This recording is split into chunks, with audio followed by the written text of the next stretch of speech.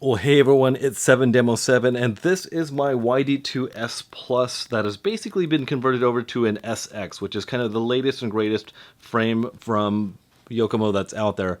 This is a drift-specific rear-wheel drive vehicle. Now, what I'm going to do is I'm going to go from bumper to bumper and basically tell you every single thing that I have on this car, every single adjustment that I've had done to it, meaning camber, caster, all that good stuff. And just to give you a little bit of a background of myself, I've only been into RC car drifting for about 6 months. However, I've been driving RC vehicles since the mid-'80s. I actually raced buggies back in the '80s, the RC-10 and the very beginning of Team Losi. Now, I am definitely not an expert, so take all of my advice and suggestions with a grain of salt, meaning that you can probably take my suggestions if you want and take those adjustments and go from there. So I'm definitely not the expert. The people who are experts, though, are the guys down at GGT Drift Track and also Vertex. I've had a lot of help from the owner there, Keith, and also one of the main drivers there, Miko. A lot of help from my friend Chad as well. So a lot of the guys there really can't be left out there. So everyone has helped me out with this car, tuning it, giving me feedback and advice, and it's all been taken to heart, guys. Thank you so much. So let's go ahead and get on with it. Okay guys, so in this video what we're going to do is we're going to go over, number one, we're going to go over the setup. Number two, we're going to go over all the components that we have going on there.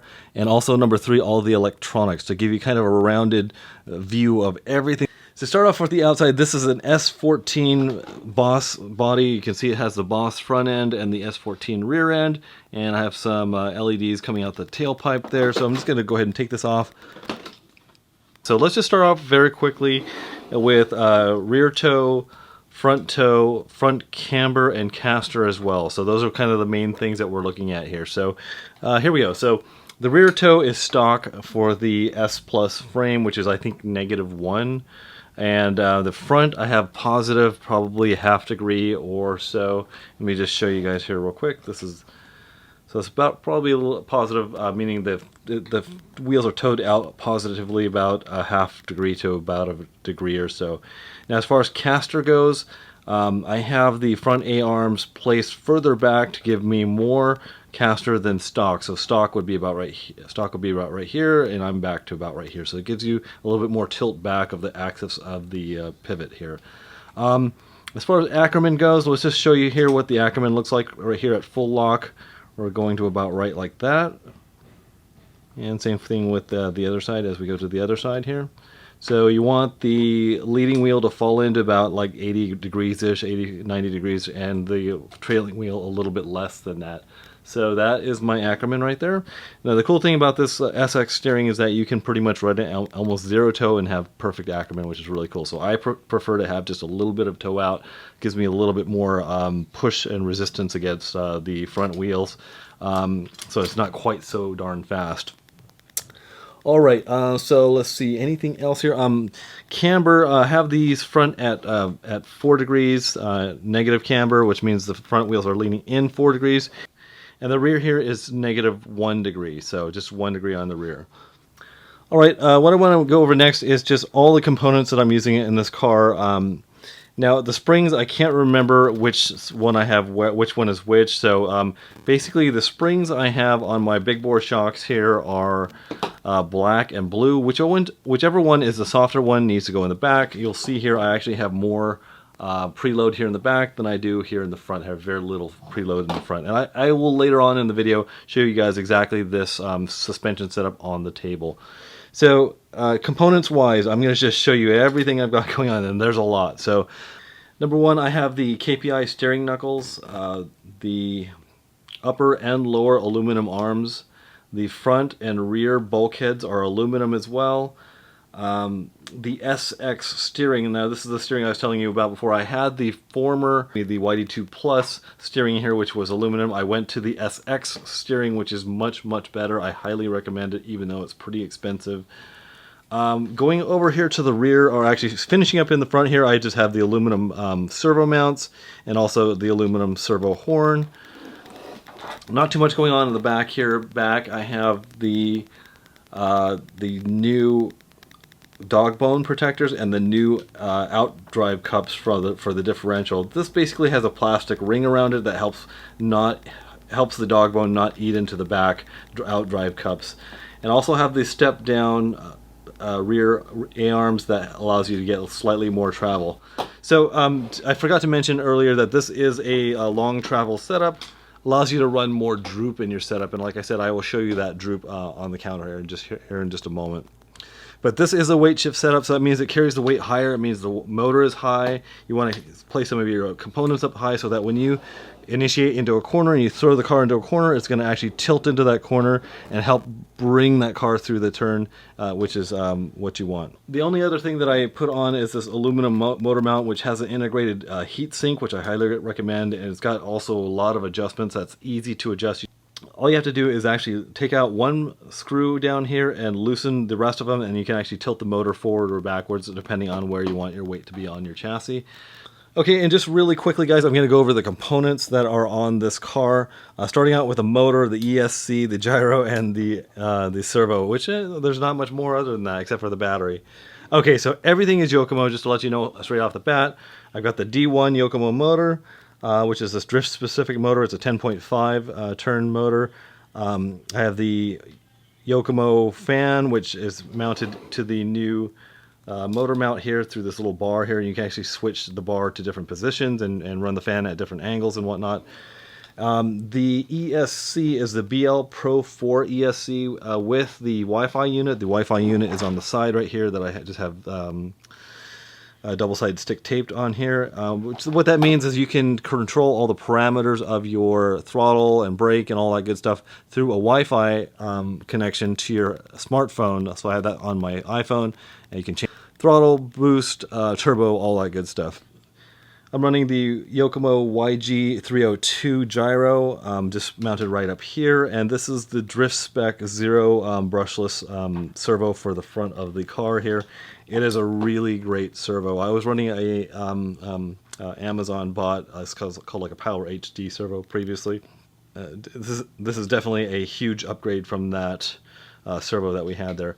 So these are the batteries that Yokomo sells. They're called Max Power 3500 milliamp, 100C. It's got a pretty high C rating. 3500 milliamp. I was running previously a 5000 milliamp and also a 4200 milliamp. So slightly lighter, and I sometimes will actually put a piece of foam underneath this to carry the weight slightly higher in the frame, depending on what I'm doing. But I do notice a huge difference between this one, the 3500, and the 4200 Turnigy that I was running. So you always want to run the same battery, so you're having the same suspension tune set up for everything that you're running. As far as receiver goes, I've got the RX472 here, and this is a Sanwa receiver that is connected to my Piano Black MT4S. So this was the 40th anniversary edition. I got this from a buddy of mine at the track. It's nice because it's got the shiny black color that not a lot of people have. I have the aluminum steering, which I really like because I've never liked the feel of the foam. And one of the reasons I like this Sanwa radio is that it's got tension adjustment on the steering and also the throttle, I believe. But I really like a light feel to my steering, so that's why I really highly recommend this radio.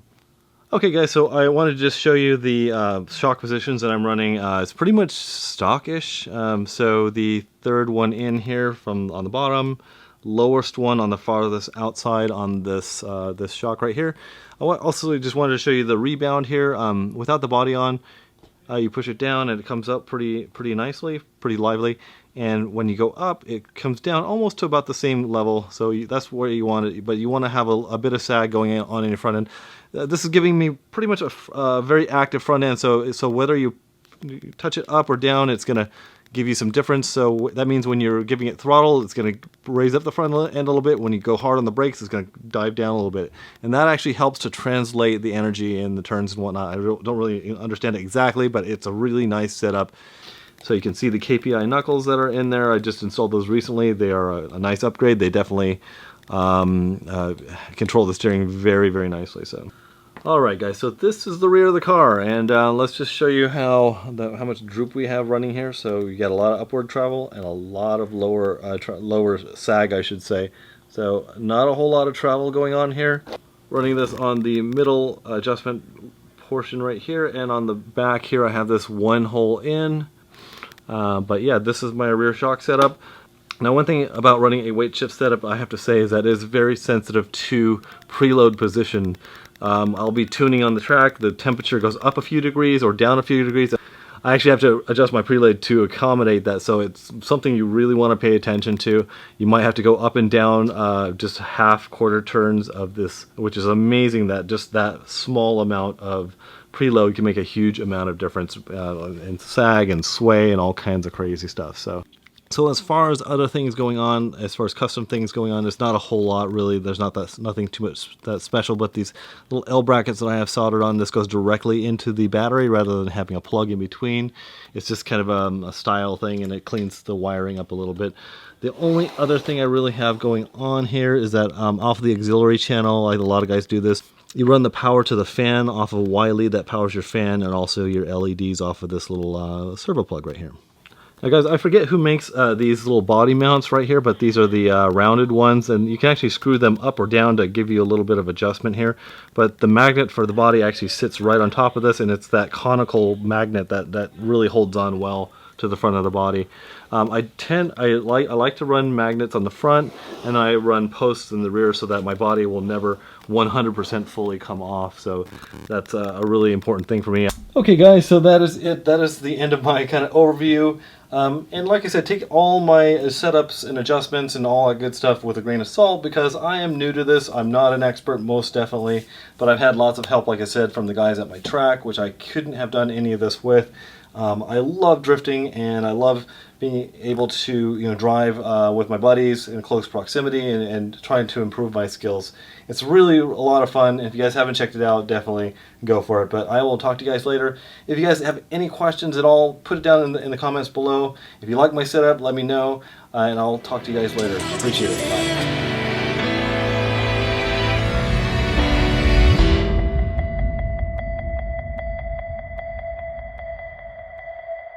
Because of what you have done, the heavens have become